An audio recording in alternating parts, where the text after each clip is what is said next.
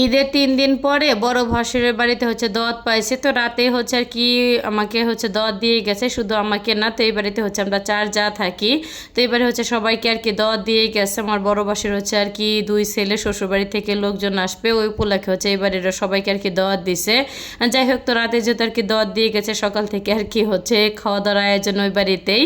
সকালে যেহেতু আর কি রান্না বান্নার কোনো প্যারা নাই, তো ভাবলাম হচ্ছে গাছের আমগুলি আর কি আমরা পেরে ফেলি। আর এই তো আমগুলি হচ্ছে আর কি আমি আর আমার হাজব্যান্ড হচ্ছে আর কি পারতেছিলাম। আর এই আমগুলি অনেক বড় বড়, তো আসা পরে হচ্ছে তো এই গাছের আম হচ্ছে আর কি 5টা পাইলাম।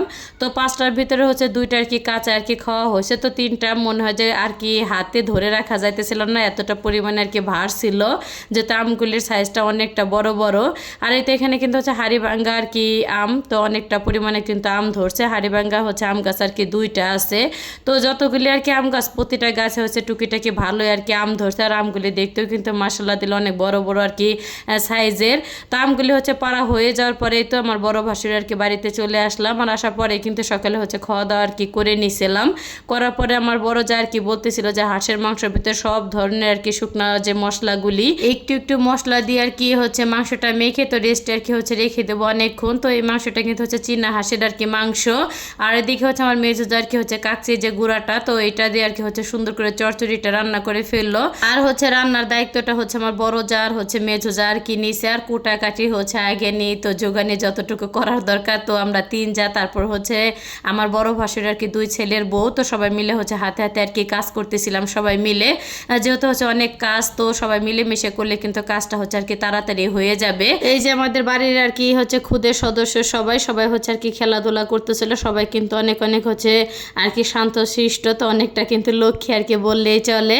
সবাই কিন্তু সুন্দর করে হচ্ছে চেয়ার নিয়ে খেলাধুলা করতেছিল। একজনে কিন্তু মায়ের কাছে আর কি যাইতেছিল না, আর মায়েদের হচ্ছে জ্বালাইতেছিল না। তারাও বুঝতেছিল যে আমার মায়েদের আর কি হচ্ছে মা বা চাচিদের হচ্ছে অনেকটা আর কি কাজ আছে আজকে।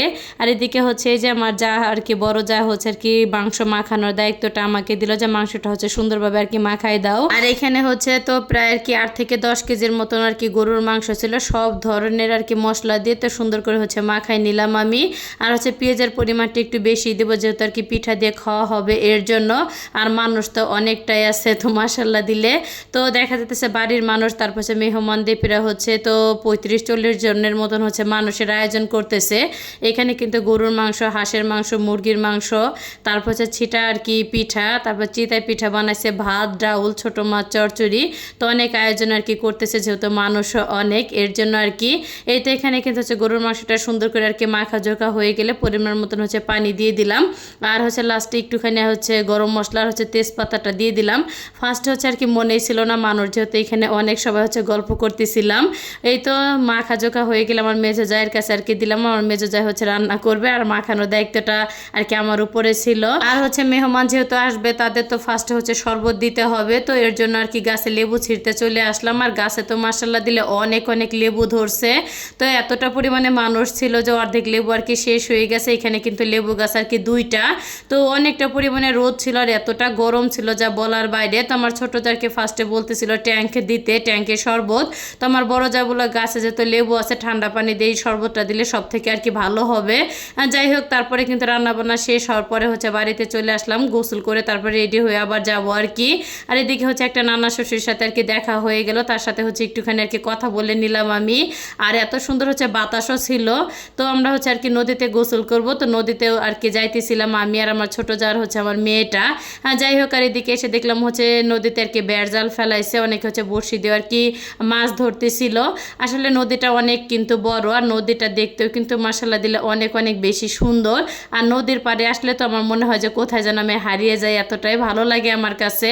আর এত সুন্দর বাতাস ছিল, ওরা তো নদীতে হচ্ছে গোসল আর কি নেমে পড়ছে, আমি কিন্তু আর কি রাস্তার উপরে দাঁড়াইছিলাম, কারণ বাতাস এত সুন্দর বাতাস, আমার হচ্ছে নদীতে আর কি যাইতেই মন চাইতেছিল না। তো আমি অনেকক্ষণ আর কি হচ্ছে বাতাস আর কি দাঁড়াইছিলাম, তো দাঁড়ায় থাকার পরে হচ্ছে পরে আর কি গোসলে আমি ঢুকছি। দেখেন তো এত সুন্দর বাতাস, কার মন চায় হচ্ছে বাতাস ছেড়ে আর কি গোসলে যাইতে।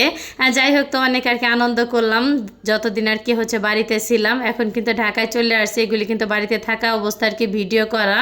আর গ্রামের বাড়িতে গেলে না হচ্ছে ভিডিও করা যায়, কিন্তু ভয়েসটা দিয়ে অনেকটা আর কি কঠিন হয়ে দাঁড়ায়, কারণ হচ্ছে নিরিবিলি আর কি জায়গাটা পাওয়া হয় না। যাই হোক, গোসল টোসল করে এই তো খাওয়া দাওয়া করতে আর কি আমরা চলে আসলাম সবাই। তো ভিডিওটা আমি এখানে শেষ করলাম, সবাই ভালো থাকবেন। থাকবেন। আসসালামু আলাইকুম।